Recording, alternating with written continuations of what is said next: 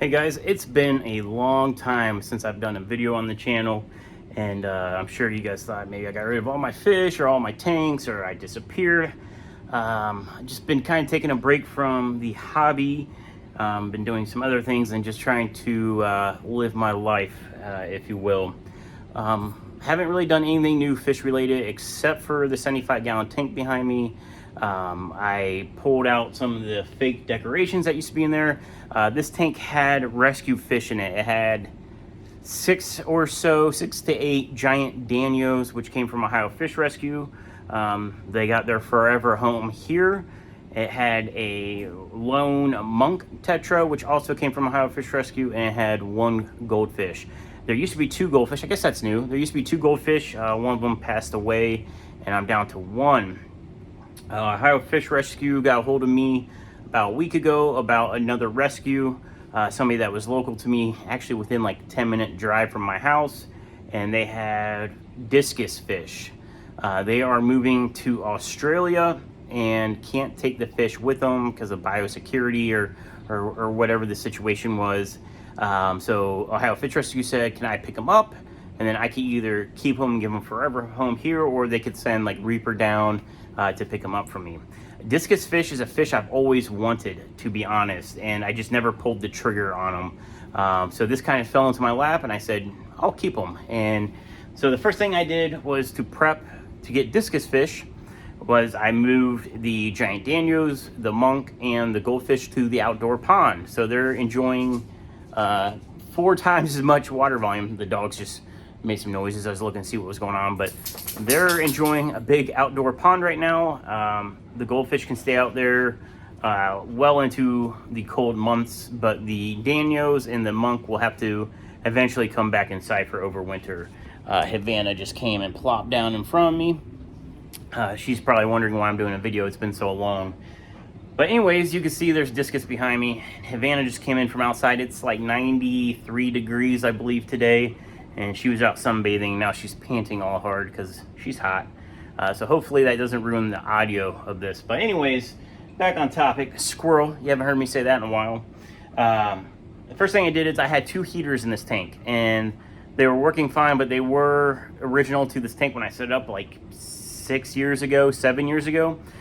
So heaters have a lifespan, and it's just kind of rolling the dice of when they'll fail. So they'll either last you, like in my case, 7 years and still working, or maybe they last a couple years. Heaters cycle on and off, and eventually they wear out. And the problem with heaters wearing out, though, is they can either fail off and you don't heat your water, or they fail on and you overheat your water. I always recommend running multiple heaters. And right now I only have 1 heater in the tank, and I will be switching it out. It's just what I had available to me. So that's a 300-watt heater. I'm actually going to change that out to probably 2 100-watt heaters, or maybe like 150s. And the theory behind that is if one heater fails on, 150 watts might not be hot or enough power to overheat this tank.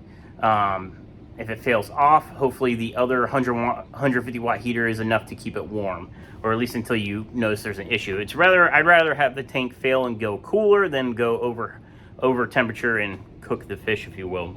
But today I am going to set up some new filters. This is not a sponsored video. I know there's a lot of fish tubers, or at least there was like a year or 2 ago when I was more active in the hobby, that were getting sent all these Awaze, if that's how you pronounce it, filters as like a sponsor, like, hey, these are free, review them. This is not a sponsored video. I bought these with my own money. Re-rotate. So here's what I got. I got a Awaze Biomaster 250 and a 350. And then these are Crystal Skim 350s. And I'm just going to kind of explain what these are, why I'm doing this, and why I have 4 different things. The 250 is going onto my pleco tank in my office. The acrylic 55-gallon that has the brilliant bristlenose plecos in it. That has a, I can't remember the exact brand, Penplax, maybe, canister filter on it. That was donated to Ohio Fish Rescue. They couldn't use it, so I took it. I've been using it now for a couple years. It works fine, but there is one issue, and the issue has just now become a big enough problem that I don't want to deal with it anymore. Is after a while, the tubes are getting really hard, if you will. They're not very pliable, and it's kind of almost losing its grip on the barb fittings. And it's not leaking, it's actually the opposite. The intake side is sucking in air past the fitting.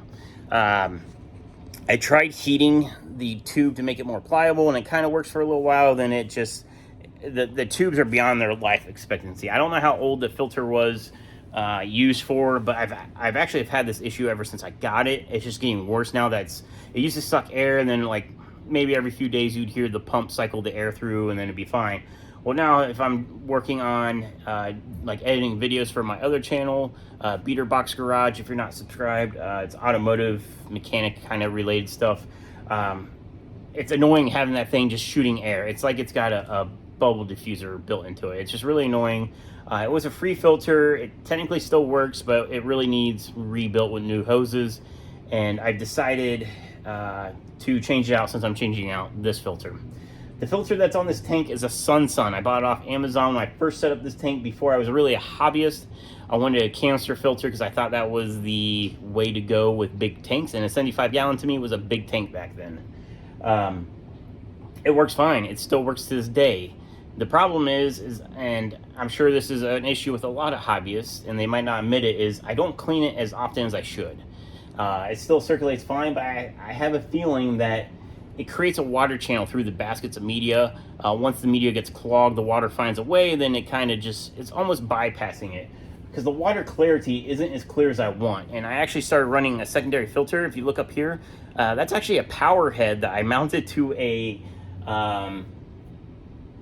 filter box. And I have fine media in it, and that really polishes the water.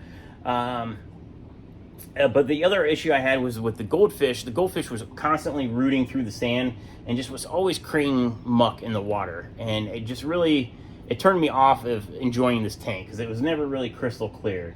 So now that the Discus are in here, they've been in here for a week now, they're doing great. When I first got them, they were basically completely black. Maybe I'll try to insert a picture of when I got them. They were so stressed from moving, even though it was only a 10-minute drive. There is a breeding pair in here, and this is their offspring. There's 6 fish in here. There's one male, which is the big guy that you see right there, and then he is breeding with a female, which is over here, and then they have 4 little ones. There's 3 little ones, and there are 3 different sizes. I believe they probably need to be fed a lot more than they were. Not that they're not like emaciated or anything, but they should be bigger than they are at their age. Because I believe he said that the babies are like at least a year old, if not like older. And when you're feeding these guys, you know, at least pretty heavy with bloodworms or beef heart, the baby should be like 3 months old on its size, and it's, you know, possibly 2 years. So I've been feeding them a mix of tetracolored tropical granules and bloodworms right now. I don't have any beef heart, but I will be getting some to help beef them up, if you will. So today what I'm going to do is set up the Biomaster 350 on this tank. I'm going to leave the Sun on it for at least a few weeks. So what I want to do is run 2 canister filters, and that way I can let this new filter kind of get seated. This tank, like I said, has been set up for 7 years. There's plenty of mulm and stuff. If you can see, like on the rock, it's not super clean looking. It's got a bunch of mulm on it, which is fine. It helps with, you know, the biological filtration of the tank. But what I want to do is let this run for a few weeks, get some bacteria established in it. I can even take out this box and squeeze all of its gunk into this filter to help seed it.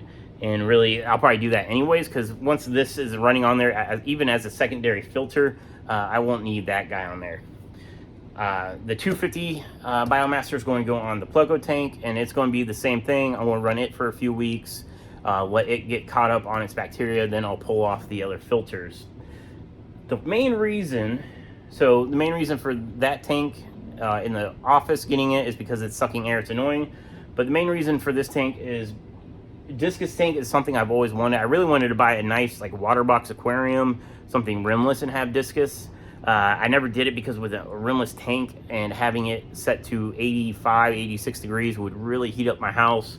I have this tank set to 85 right now, and they're doing great. And one of the main reasons I wanted to switch this over is pre-filtration.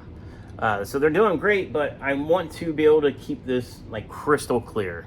I've noticed that these guys, you know, they've always been referred to as water chickens. I thought they'd be really shy, and for the first day they were, but now, I mean, I've had them a week, and every time I open the lid, they come right up to get fed. They darn near will eat the tropical granules right out of my hand. So I really am enjoying it. I'm enjoying this tank way more than I was, and I think I was just, you know, losing interest, and now I've kind of regained it with these guys in here. I do eventually one day want to get like a pigeon blood, or like a red turquoise, something that's a little bit more pattern and poppy looking. It'd be cool if I could get it to mate with the big dog in there, but since he's got a pair right now, I'm not going to mess with it. Squirrel. The reason I got these Biomasters is they have a pre-filter on it. I was looking at a Fluval FX4, but I thought the FX4 would still be overkill for this. The reason I kind of wanted the FX4 was because I could hook up a drain hose to it and not have to do a siphon down the hallway to my bathroom, but that's not really a big deal. I think what sold me was the fact that this Biomaster has the pre-filter. So what I can do is you just turn off the water, and then you can unlock the pre-filter, pull it out, and it's basically sponges. If you don't know about that, maybe I'll put that in this video. This video is just going to probably be catching you guys up. Maybe I'll just do this as a catch-up video and then release it, and then maybe I'll do like an install video separately. That way, so because I'm sure this is going to run kind of long since I like to talk. But anyways, pre-filter, so I can clean these like weekly, or let's be honest, every few weeks, versus once a year. I mean, I'm ashamed of myself. It's been a year since I've cleaned this filter out, and I feel like I'm not the only person in that situation, but I think with having the pre-filters on here, because I clean that box filter out every week. It's quick and easy. I think that'll be the same situation with these guys. With the crystal skims, duckweed has taken over my shrimp tanks, and what I want to do is start getting the duckweed out. And the mistake I made was I knew it was starting to get some duckweed, and I would scoop it out here and there, but I didn't really buckle down and take the time to get every little piece out. And if you guys have duckweed, you know that one little piece turns into a billion fairly quickly. So I want to get my blue Caridina or Neo Caridina shrimp tank free of duckweed, and because that's where I grow my Christmas moss, and because it's covered in duckweed, the Christmas moss doesn't want to grow right now. So what I want to do is, maybe I'll do a separate video for that, as like how to get rid of duckweed. Is manually remove as much as possible, and then all this is a little, basically a power head with a filter on it that skims the surface. And I'm hoping that I can use this. I don't know if it'll work, but I'm gonna try to pull duckweed off and all the little seeds, and just keep it running for weeks and weeks after I think it's all gone, just to make sure I don't have any duckweed. I realize that there's shrimp in that tank, so that's going to be a little bit of an issue. There is some filters and stuff on this that will help prevent shrimp from getting in there. Is it possible babies will get in there? Sure. But there's I hate to sound like this, but there's enough shrimp in there. I'm not too worried if I accidentally lose a baby or not. But I will, you know, try to make sure I don't. But the cool thing I noticed is when I was looking at this, there's a bigger version of this, but I think since most of my tanks are small, I went with the 350. I think the bigger version is called the 600, and I believe that has to do with the liters per hour it flows. But anyways, yeah, 350 liters is what it flows. Or is that for the tank size? I think it's flow. But anyways, I digress. I want to get duckweed under control. I got two of these. One's going to go on the shrimp tank. It's 55 gallons. The other one I'm going to kind of rotate on the smaller tanks until it's gone. The 55-gallon Pleco tank's got duckweed in it. I also want to clear that up because the Amazon swords that are normally growing like gangbusters, there's actually some in this tank I moved into here. I replanted this tank a little, not replanted, I added plants when I pulled that goldfish out. So there's a foot-long Anubias. I don't know the exact species. It might be Copperfolia, But this was growing in the sump of the rack system out in the fish room with like hardly any light. So I stuck it in here. We'll see how it does. And then I pulled, it was one sword plant, but actually it was three. I was able to split up from the 55 tank, and we're going to see how it does. It was the same similar temperature. That tank's at like 82. This is at 85. So I'm hoping that it doesn't melt. It's possible these plants will melt away and then I'll have to regrow them. But I want to get the duckweed out of that studio. Today's Saturday. I'm probably just going to edit this video and post it, and that way you guys can kind of see what my plans are. Maybe I'll record setting up like a duckweed removal video and setting these up. I'm sure there's a million videos of setting up these biomasters. One of the things I did buy, which is sitting here, I just unboxed this all. This just all came out from FedEx. I bought a bucket of Seachem Matrix for a little bit of biological to kind of hot rod these. If I remember right, I feel like it's been 2 years. I remember Corey from Aquarium Co-op had one of these filters, and he said it had floating like biomedia. So to avoid floating biomedia, I got some Matrix, and I'm just going to split this. I don't know if this is like a gallon worth, 4 liters.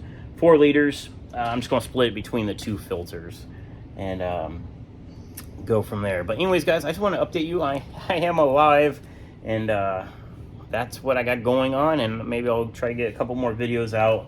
We'll just see how it goes. I always say I'm doing this and that, and then I never get a video out. But I'll try my best, guys. It was good speaking to the camera again. It's been a long time. Drop a comment if you guys are still sticking around the channel, and if you want to see maybe setting up these filters. I'm sure maybe you don't care, but maybe it'll give me something to do. But anyways, guys, thanks for watching, and I'll try to do a live stream here again soon, maybe this weekend. So look for my community page. Maybe I'll post, see if we want to do a live stream. But drop a comment either way. I miss hearing from you guys, but I'll see you around.